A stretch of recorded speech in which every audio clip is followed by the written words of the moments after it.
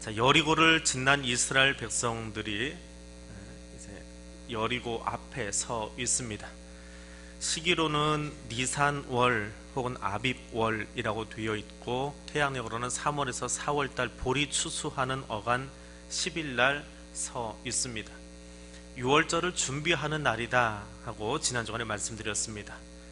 자, 길갈이라고 하는 곳에서 애굽에서의 노예 수치를 굴려보낸다라고 하는 의미가 길갈인데, 그 길갈 앞에서 여리고 앞까지 행진해 간 바로 그 대목이 이 5장의 이야기입니다. 그 길갈에서 자녀들에게 가르치기 위해서 돌을 쌓아 놓았던, 교육용으로 교육 교보제로 쌓아 놓았던 그 이야기가 있습니다.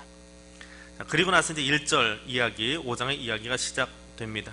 요단 서쪽의 아모리 사람의 모든 왕들과 해변의 가나안 사람의 모든 왕들이 여호와께서 요단 물을 이스라엘 자손들 앞에서 말리시고 우리를 건너게 하셨음을 듣고 마음이 녹았고 이스라엘 자손들 때문에 정신을 잃었더라. 그렇게 시작을 하고 있습니다. 가나안 사람들의 절망스러운 모습을 묘사해 놓은 이야기입니다.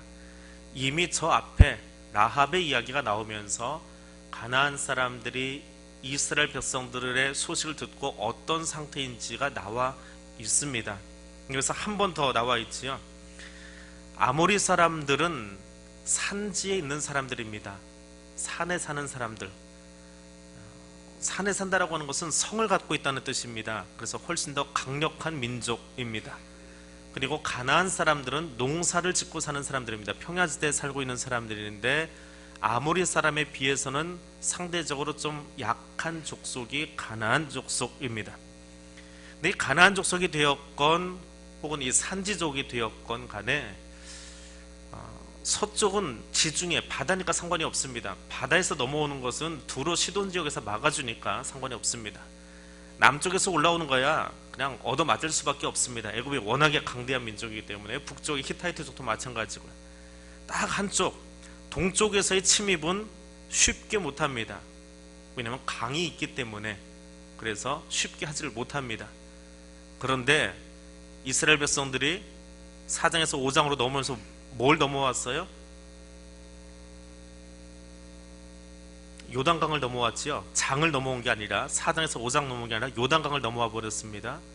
그 강이 있으면 절대로 외적이 침입하지 못한다라고 믿고 있었는데, 강을 그냥 뗏목 띄워서 넘어온 게 아니라 강을 갈라놓고 넘어와 버렸어요. 그러면 안 그래도 지난 40년 동안 광야를 헤매고 다니던 200만의 민족이 앞에 와 있다라고 하는 것도 무서운데, 강을 가르고 넘어오면 요즘 말로 하면 두 글자로 하면 뭐가 될까요? 멘붕이지요. 예, 멘붕 상태예요. 정신이 나가버렸다. 이게 마음이 녹았다는 뜻이에요. 마음은 생각을 하는 곳, 내 의지를 갖추고 있는 곳, 내 삶의 어떤 질서를 잡아가는 곳인데 이게 녹아내렸어요. 그러니까 요즘 말하면 그냥 완전히 의역을 해놓으면 멘붕이 왔다. 그러면 딱 맞는 말이에요. 요즘 우리 세대 말로 하면. 자, 그것이 지금 이 배경입니다. 자, 그렇게 넘어온 시기가 6월절 바로 전날이에요. 이제 6월절을 지켜야 되겠지요? 당연한 이야기 같은데, 광야를 지나면서 이스라엘 백성들은 6월절을 지키지 않았습니다. 지키지 못한 것도 되고 지키지 않은 것도 돼요. 근데 6월절을 지켜야 되는데 하나님이 내리신 첫 번째 명령은 기가 막힌 이야기입니다. 2절에 보니까 그때에 저 사람들이 정신을 잃고 있는데, 저 사람들이 멘붕 상태가 와 있는데, 그럼 그냥 가서 툭 건드리기만 해도 여리고라든지 몇 개 성은 그냥 가져올 것 같은데, 여호수아에게 이르시되 너는 부싯돌로 칼을 만들어서 이스라엘 자손들에게 다시 할례를 행하라 이야기합니다. 애굽에서 나온 사람들은 이미 다 죽었습니다. 그리고 광야에서 새로 태어난 아이들이 지금 주축을 이루고 여기 와 있습니다. 출애굽 1세대는 할례를 이미 받았습니다. 그런데 2세대는 할례 받은 기록이 성경에 없습니다. 그러니까 하나님은 그들에게 할례를 행하라고 하십니다. 이 사람들이 지금 진치고 있는 이 지역은 여리고에서 한 3km 정도 떨어진 곳이에요. 버스 정류장으로 6정류장 내지 7정류장 정도 되어집니다. 요즘같이 그러니까 서울 도심에 사는 사람들이 시력이 제일 안 좋아요. 왜? 멀리 올 필요가 없잖아요. 빌딩과 빌딩 사이만 보면 되기 때문에 시력이 그렇게 좋을 필요가 없어요. 근데 지난번에 선교사님 오셔서 몽골 사람들 시력이 평균 얼마라고요? 6.0. 예, 멀리 봐야 되니까. 그 정도 거리 떨어진 곳에 양 한 마리 있는 걸 봐야 되니까. 그러면 이 당시의 사람들도 현대 문화로 보지 않고 넓은 개활지를 강 너머의 사람들 보고 있는 상황이에요. 눈으로 보고 대적을 준비해야 되겠지요. 그럼 3km 정도밖에 안 떨어졌습니다. 이스라엘 백성들이 뭐 하고 있는지 볼 수 있나요? 없나요? 걸어 나오지 않아도 대충 알 수 있습니다. 그것도 한두 명이 하는 게 아니고 집단으로 할례를 행하고 있습니다. 그러면 그게 눈에 들어오지 않을까요? 근데 그 일을 하라고 하나님이 명령하십니다. 그 명령했더니 또 그대로 합니다. 근데 왜 할례를 했을까요? 이 강을 건너온 날짜가 언제라고요? 6월절 전날이기 때문에. 6월절을 하기 위해서는 조건이 할례를 해야 돼요. 그게 조건이에요. 할례 받은 자만이 6월절에 참석할 수 있습니다. 그래서 하나님이 할례를 시키는 거예요. 6월절 행사를 하자라고 하는 거예요. 너와 같이 우리가 구원받은 백성으로서의 의미를 가지고 예배 드리자라고 하기 위해서 할례를 행한 거예요. 얘들이 지금 할례 해놓고 꼼짝도 못하는 상황에서 뭐 대적과의 관계, 그거는 부차적인 이야기고, 하나님이 이 백성에게 원하시는 것은 예배자로 들어오라는 거예요. 왜냐하면 광야에서 예배 제대로 안 드렸거든요. 투덜거리고 원망하고 불평 가득했던 그 삶을 산 사람들을 다 죽이셨어요. 그리고 지금 요단강을 건너온 다음에 기념비를 2번 세웠죠. 강 한복판에도 세우고 또 길갈에서도 하나 세우고. 그러면서 기념비만 세우고 다니지 말고, 이벤트만 하지 말고 너희 모두가 예배를 드리자. 난지 8일 만에 할례를 행해야 되니까 너희 모든 남자들이 다 예배 드리자. 이것이 하나님의 조건입니다. 그리고 나서 6월절을 지키라 명령합니다. 14일 저녁 여리고 평지에서 6월절을 지킵니다.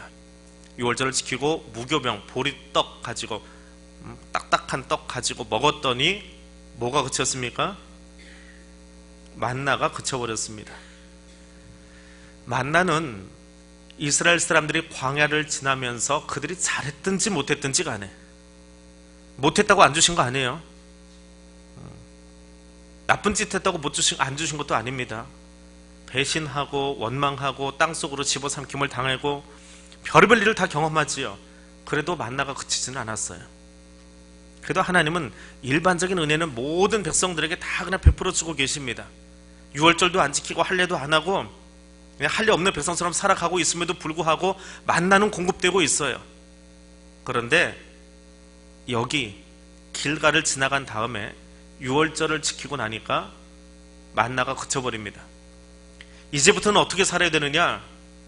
이 여호수아 앞쪽에 나오는 책, 그게 뭐예요? 여호수아 바로 앞에 책, 신명기지요. 신명기는 가나안에 들어가기 전에 이스라엘 백성들이 하나님의 법을 어떻게 지킬 것인가, 내용이 무엇인가를 쭉 읊어놓은 거예요. 그리고 그 하나님과의 계약을 다시 새롭게 갱신하고 그 계약의 부속 조항들이 쭉 열거된 것이 신명기입니다. 그러니까 쉽게 얘기하면 계약서예요. 하나님과 그 백성 사이의 계약서예요. 계약서를 보면 앞에 계약을 하는 사람과 계약하는 두 사람이 있죠. 갑과 을이 있죠. 그리고 이 두 사람이 어떻게 지게 될지에 대한 구체적인 내용들이 뒷면에 적힙니다. 위약금이 무엇인지, 중도금은 언제 내야 되는지 하는 그런 내용들이 있는데, 그 내용이 뭐냐면 28장이에요. 축복과 저주의 장. 그래서 계약을 잘 지키면 뒤에 나오는 복을 받아요. 들어가도 복 받고 나가도 복 받고 떡광조리도 복 받고 집도 복 받고 너희 집 양도 나귀 새끼도 다 복 받아요. 근데 굉장히 짧아요, 내용이. 근데 어기면 어떻게 해요? 저주를 받는데 내용이 훨씬 길어요. 이제 선택하라는 거예요. 지금까지 광야를 지나오는 동안에는 너희가 어떻게 하든지 내가 다 줬는데, 이 순간부터는, 요단강을 건너간 바로 이 순간부터는 이 법조항대로 하자. 신명기 말씀 줬으니까 넘어오기 전에 요단강 저편에서 준 것처럼 너희가 이대로 살면 내가 복을 줄 것이고, 그렇지 않으면 저주받은 인생이다. 너희가 이대로 살면 너희 떡 광주리가 복을 받아서 넉넉하게 먹겠지만 그러나 너희가 어기면 국물도 없다. 그거예요. 저주를 조금 순화시키게 이야기하면 국물도 없는 거예요. 그 이야기예요. 만나가 그쳤다라고 하는 것은 이제 너희가 하는 대로 해주겠다라고 하는 거예요. 광야처럼 무지막지하게 막 다 죽여버리고 이렇게 안 하시고 너희가 하는 대로 보겠다. 어떻게 신앙생활을 하는지, 어떻게 나를 믿고 따라오는지 그걸 보겠다라고 하는 것입니다. 무조건 잘 될 거야가 아니에요. 내가 해야 될 몫이 있는 거예요. 그리고 그 이야기 첫 번째가 사실은 5장에 나오는 이야기들입니다. 할례라고 하는 것은 창세기 17장에 처음 나옵니다. 우리 새벽기도 때 함께 묵상했지만 아브라함과 언약 백성이 되는 것을 보여주기 위해서 17장에 할례 언약이 처음 나와요. 그리고 아브라함과 그 가족들 약 400여 명의 사람들이 같이 할례를 받지요. 이것은 아브라함의 가족이 아닌 다른 사람들과 아브라함의 가족, 믿음의 가족은 구별된다라고 하는 이야기입니다. 그리고 출애굽기 12장에 와서는 이 할례가 유월절을 지키는 절대적인 조건이다라고 이야기를 다시 해주십니다. 그래서 할례는 이스라엘 백성들의 정체성을 이야기해 주는 거예요. 그리스도인들이 교회를 나오고 나서 자기 신앙 고백을 스스로 하고 나면, 스스로 자기 신앙 고백을 하고 나면, 그러면 우리가 세례를 주고 성찬에 참여하고 공동회 회원이 되지요. 그것처럼 할례라고 하는 것은 이스라엘 백성들에게는 우리가 하나님의 백성이다라고 하는 정체성을 확인시켜주는 이야기예요. 근데 지난 40년 동안 광야에서 그 할례를 하지 않았습니다. 언제부터 이 할례 이야기가 사라졌을까요? 위로 올라가 보니까 할례 얘기가 싹 사라졌다가 여기 다시 등장한 그 끄트머리가 어디냐면 가데스 바네아 사건이에요. 민수기 14장에 나오는 12명의 정탐꾼을 가나안에 보냈더니 이 사람들이 갔다 와가지고 10명이 보고를 합니다. 뭐라고 보고했어요? 그 땅 사람들은 장대하고 거인 같아서 그 앞에 되면 우리는 메뚜기 같습니다. 다 죽게 생겼습니다. 원망하고 투덜거립니다. 하나님이 그 이야기를 들으시고 내가 주겠다고 했는데, 내가 약속했는데 믿지 못한다. 믿지 못함을 하나님이 어떻게 해석하고 이야기하시냐면 그들이 나를 원망했다. 내가 약속했는데도 믿지 않는다라고 하는 나를 원망하고 있는 거예요. 하나님 어떻게 그러실 수 있어요? 라고 원망하고 있는 거예요. 그래서 하나님이 이야기하세요. 이 악한 회중들을 내가 언제까지 참아주겠느냐. 내가 들었다. 너희가 한 소리 내가 분명히 들었다. 그러니까 내가 갚아주겠다. 어떻게? 너희 시체가 광에 다 엎드러질 것이고 너희 인구계수 한 사람 중에 성인이라고 일컬어지는 20세 이상의 군대는 다 죽을 거다. 갈렙과 여호수아 빼놓고 결단코 못 들어간다. 너희 들어가려고 몸부림치지 마라. 다 죽을 거다. 그리고 너희 시체가 광에서 완전히 없어질 때까지 40년 동안 거기 그대로 있어라. 하나님 내리신 징계입니다. 그때부터 유월절도 없고 할례도 없어요. 그럼 나머지 시간 뭐 한 거예요? 그냥 죽는 거예요. 죽어가는 거예요. 광야에서 20세 이상의 모든 남자들이 다 죽어갈 때까지, 다 죽어서 광야에서 썩어 없어질 때까지 하나님이 내버려 두셨어요. 소위 방치하신 거예요. 그리고 그들이 정탐한 날수 40일을 연수로 환산해서 40년 동안 광야에서 떠돌아다니게 합니다. 근데 오늘 여기서 요단강을 건넌 다음에 여리고가 굉장히 가까워요. 3km밖에 안 돼요. 4km밖에 안 되는 거리입니다. 그러면 성을 가지고 있는 민족이기에 우리도 교두보를 확보를 해야 돼요. 우리도 방어책을 좀 만들어 놔야 돼요. 근데 그것을 먼저 한 것이 아니라 제일 먼저 할 것이 뭐라고요? 할례를 하랍니다. 그럼 대체 몇 명이나 할례를 했을까? 대략 200만이 움직였다라고 보여집니다. 이스라엘 백성들이. 그 중에 절반이 남자와 여자다라고, 성비가 맞다라고 가정을 하고, 그 100만 명 중에 광야에서 죽은 사람은 누구예요? 20세 이상의 남자지요. 그럼 20세 미만의 아이들, 그 아이들은 살아남아 있다는 거예요. 대략 3분의 1 정도 아이들. 그리고 다시 태어난 아이들 하면 70만의 사람들이 그날 할례를 행했을 거다.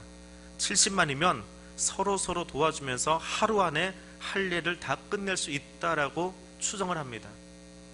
그리고 한 일주일 동안을 이렇게 목책 쌓아놓고 그 안에서 서로 회복을 기다리면서 앉아 있었겠지요. 그리고 유월절을 지킵니다. 유월절은 3번 등장합니다. 이 대목까지 출애굽할 때 한 번 등장하고 시내산 앞에서 법을 받을 때, 십계명을 받을 때 한 번 등장하고 광야 내내 안 지키다가 오늘 여기 와서 처음 유월절을 지켜요.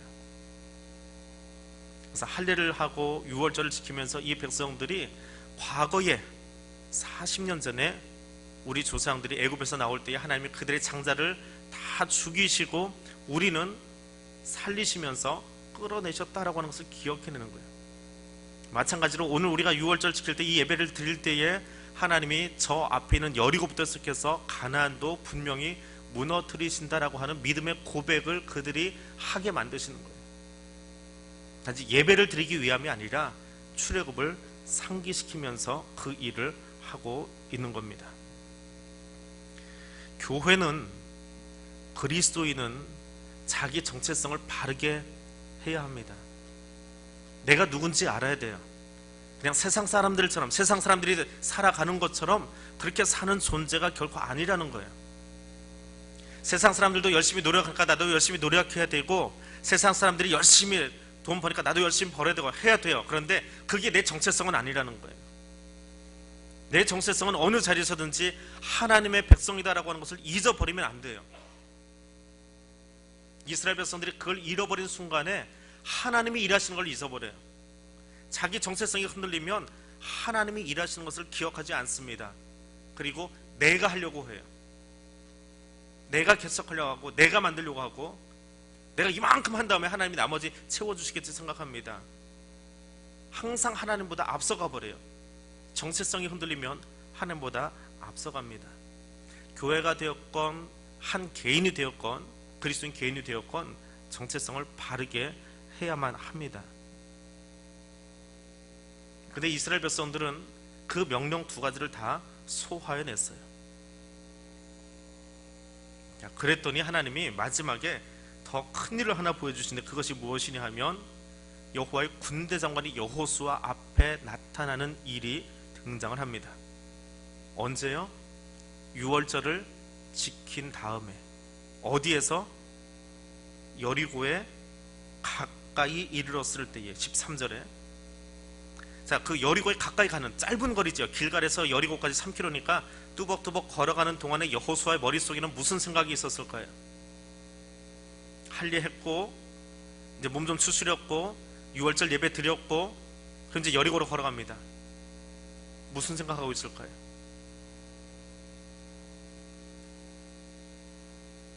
어렵게 생각하세요. 여리고 성을 향해서 가고 있으니까 저 성을 어떻게 무너뜨릴까 고민하고 있을 거 아니에요. 성을 에워싸고 씨를 말려 죽일까, 달려들어가지고 부셔버릴까. 성을 올라가 본 경험은 없는 사람들이에요. 여호수아가 기껏 해본 전쟁은 들판에서 한 전쟁을 해봤습니다. 모세가 살아있을 때. 근데 공성법은 아직 안 해본 사람이에요. 그러니까 고민이 많아요. 대체 뭘 해야 될까라고 고민하고 있을 때에 누가 나타났습니까? 여호와의 군대 장관이 어떤 모습으로? 칼을 빼들고 나타났어요. 광화문의 이순신처럼 칼집에 칼을 넣어놓은 것이 아니라 칼을 빼들고 나타났어요. 하나님을 만나는 장면이 거기 등장합니다. 너는 대체 누구를 위함이냐? 우리를 위한 거냐? 대적들을 위한 것이냐? 그러면서 하나님의 사자를 만납니다. 이 대목은 하나님 앞에 철저하게 순종했더니 전쟁터를 눈앞에 두고 할례를 행하고 예배를 드리고 사람의 방법을 동원하지 않고 하나님이 하십니다라고 하는 것을 인정하고 나갔더니 하나님이 거기 오셔서 내가 너보다 앞서가겠다라고 하는 거예요. 여호수아가 고민하고 있었을 거예요. 성을 어떻게 무너뜨릴까라고 고민하고 있던 그때에 그보다 더 여리고에 가까운 위치에 하나님의 군대 장관이 서 있는 거예요. 내가 해주겠다. 내가 앞서가겠다. 너 나보다 앞서가지 말아라. 내가 앞서가마 라고 이야기하고 계시는 거예요. 철저한 순종의 결과가 무엇이냐 하면 하나님이 앞서서 나가시는 것을 보여주시는 거예요. 순종하지 않으면요 가데스 바네아밖에 안 됩니다. 내 생각대로밖에 되지 않습니다. 그 하나님이 거기 나타내셔서 여호수아에게 신을 벗으라라고 이야기합니다. 모세도 하나님을 만날 때 신을 벗었고 룻기에서 권리를 양도할 때도 신을 벗었습니다. 근데 또 하나는 근동 지방에서 노예나 종들은 주인 앞에서 신발을 벗고 다닙니다. 비천한 자가 신발 신고 다니는 거 아니에요. 여기 지금 맨발로 나오신 분 없지요? 다 양반들만 있나 봐요. 종들은 신발을 신지 못합니다. 여호수아야, 너도 이스라엘의 지도자인지는 모르겠지만 하나님 앞에서 너도 똑같은 종이다. 너도 종이다라고 하는 선언입니다. 그리고 너 역시 하나님께 복종해야만 여리고를 향해서 가나안을 향해서 걸어갈 수 있다라고 하는 의미입니다. 근데 그 의미보다 더 큰 것은 내가 선 곳은 거룩하다라고 하는 그 말 속에 있습니다. 신발은 더러움의 상징이에요. 모세에게도 그랬지만 여호수아에게도 내가 있는 곳은 거룩하기 때문에 너의 더러움을 벗으라는 거예요. 너의 때국물 좀 벗으라는 거예요. 아직도 내 속에 은근히 남아있는, 내가 어떻게 해볼까라고 고민하며 걸어왔던 그 시간들, 내가 무엇을 할까라고 내 스스로 뭔가를 만들어보려고 했던 그것들을 다 벗어버리라는 거예요. 다른 사람이 아니라 다른 사람에서 말하지 말고 내가 하나님 앞에서 구별하라는 거예요. 이스라엘 백성들 저 뒤에 있는 사람들이 아니고 여호수아 내가 신발 벗고 구별하라는 거예요. 그래야 앞으로 나갈 수 있는 거예요.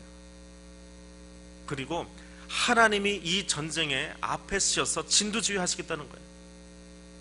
여호수아 내가 앞서가지 말아라. 요단강 건널 때는 언약궤가 앞에 갔지만 이제부터 가나안 정복에 있어서는 내가 항상 앞서가겠다라고 이야기하십니다.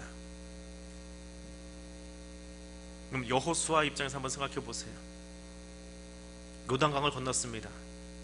물을 다 갈라놓고 건넜어요. 하나님의 명령이긴 하지만 어렵게 70만의 남자들 할례를 다 행했습니다. 사람들 중에는 혹시라도 말이 나와 있을지 몰라요. 수근수근 하면서 그래도 이거 힘든데 굳이 눈지척에다가 적군들 앞에 놓고 이거 해야 돼? 그런데도 불구하고 순종하고 했어요. 그리고 다 났어요. 그때까지 하나님 정말 지켜주셨어요. 이제 6월절 예배 드리고 나가는 것밖에 안 남았어요. 얼마나 신나요. 이미 저 사람들의 마음이 녹아있는 것은 정탐꾼을 통해서 다 들었어요. 얼마나 내가 하고 싶어요. 내가 준비 얼마나 많이 해놨는데 그 여기까지 오면서 얼마나 많은 기적들을 다 경험했는데 하고 싶잖아요.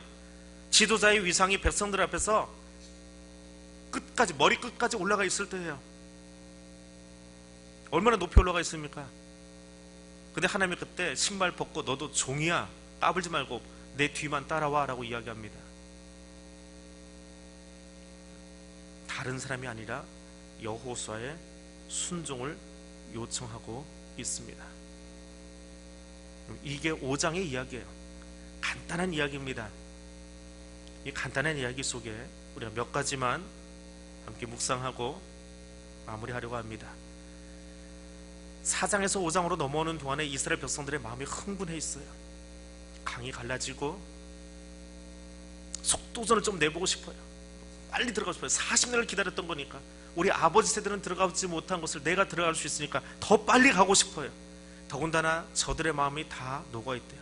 돌격 앞으로 하면 돼요.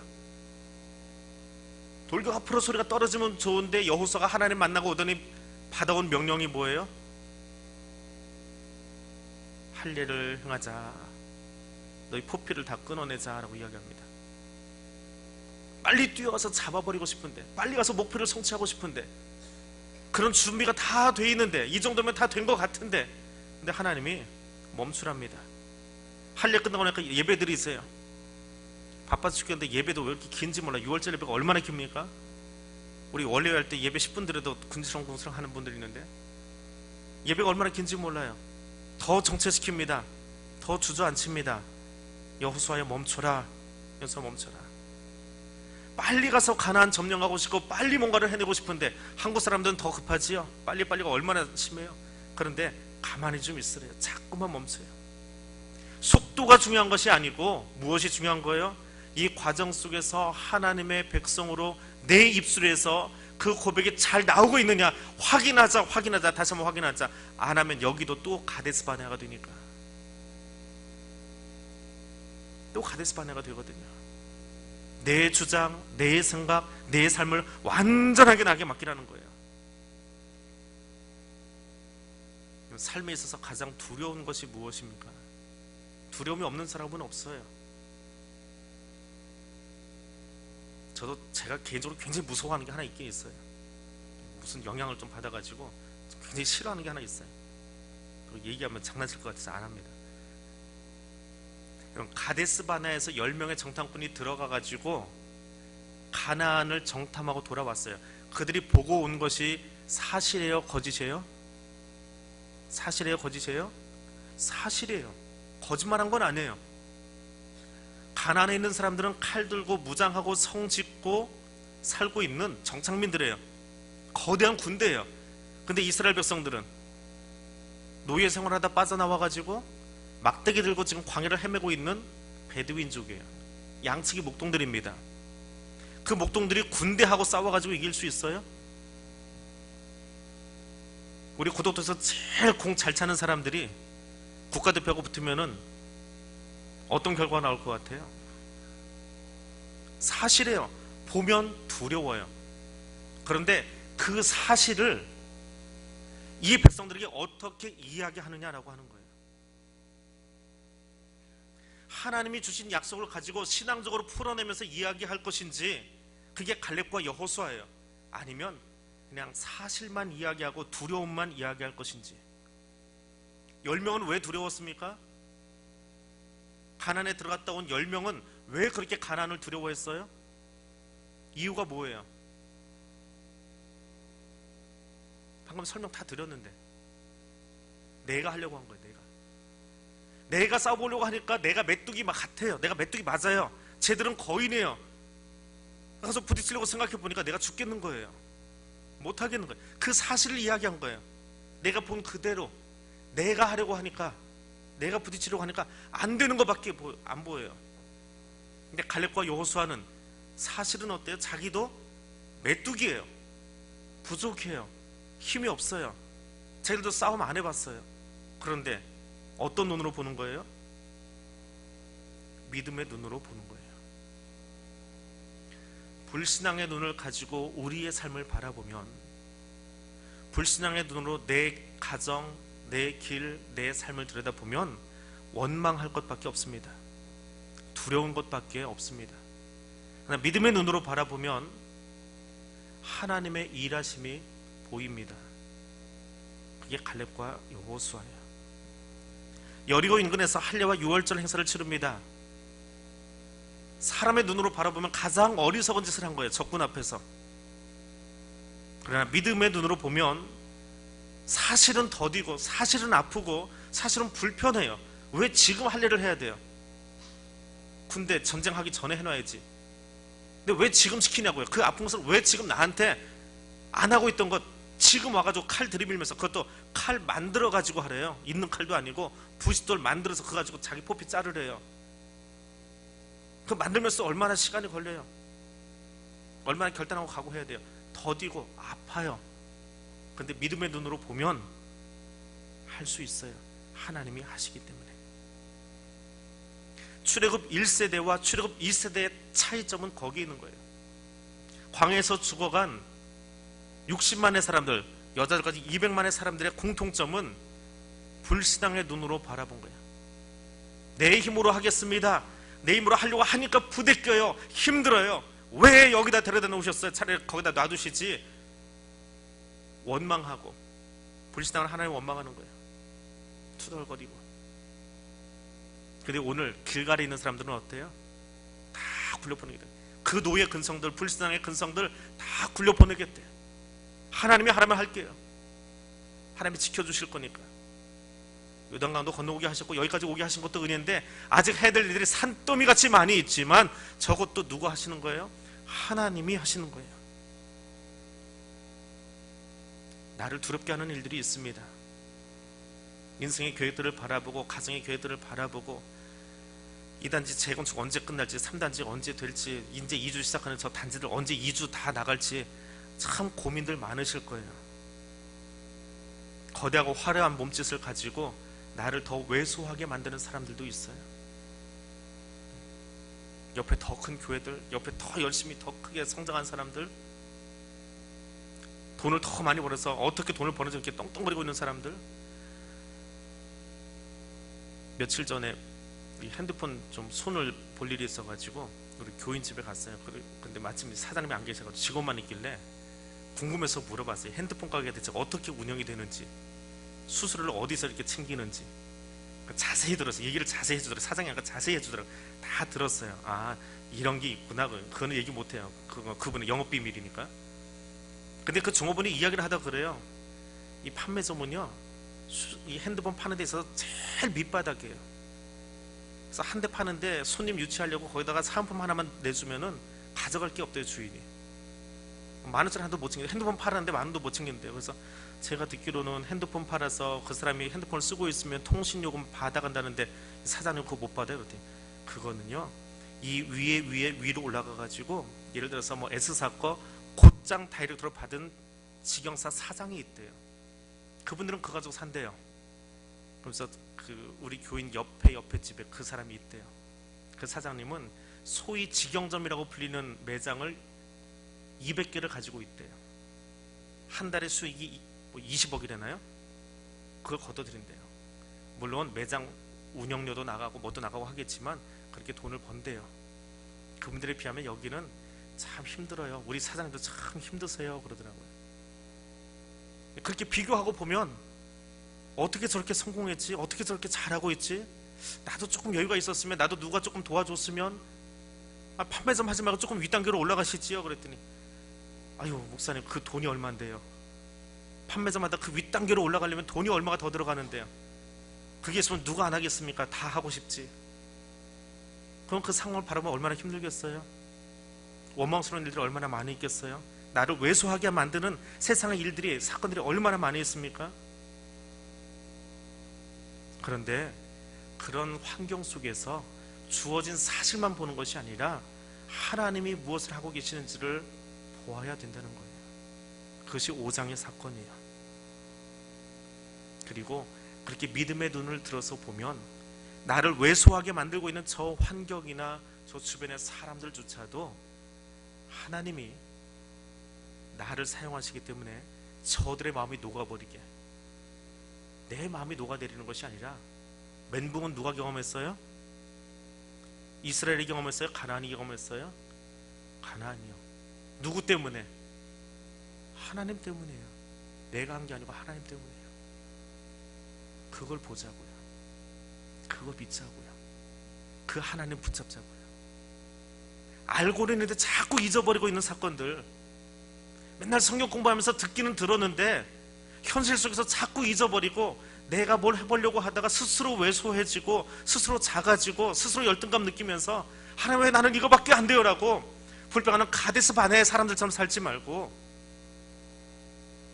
하나님이 칼만 들어 표피 제거하라 하면 말이 됩니까? 그게 따지지 말고 그냥 하자고요.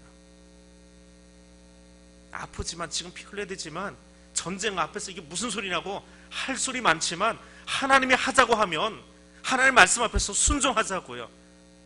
그럼 누가 오세요? 하나님이 우리 앞에 오세요. 여호와 이르러 오셔서 칼빼 들고 오셔서 내가 싸우지 않고 그분이 직접 싸워주신다고요. 그분이 내 앞에 서주신다고요. 누구의 마음을 녹이시면서요? 내 대적들의 마음을, 나를 왜소하게 만드는 그 사람들을 녹아버리게 하신다고요. 그 사람들이 멘붕 오게 하신다고요. 나는 그냥 따라만 가면 돼요. 노래만 부르면 돼요. 소리 한번 지르면 돼요. 그럼 여리고 넘어지게 돼 있어요.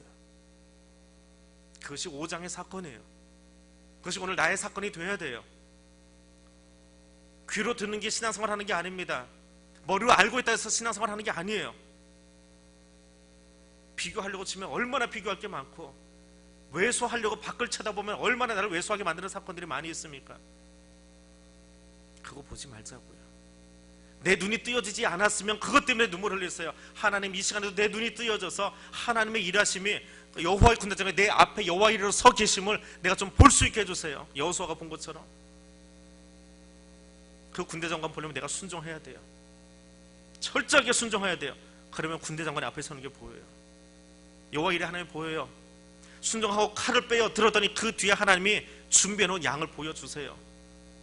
그 전에는 절대로 안 보여주십니다. 모래산 꼭대기에 올라가서 헉헉대고 있어도 안 보여요. 칼을 빼 들어야 돼요. 철저하게 순종해야 돼요. 하나님 보여주세요. 그러면 믿음의 사람으로, 가난한 정복의 용사로 하나님이 사용하십니다. 동일하게 우리의 인생도, 저와 여러분의 인생도 그렇게 사용하실 줄 믿습니다.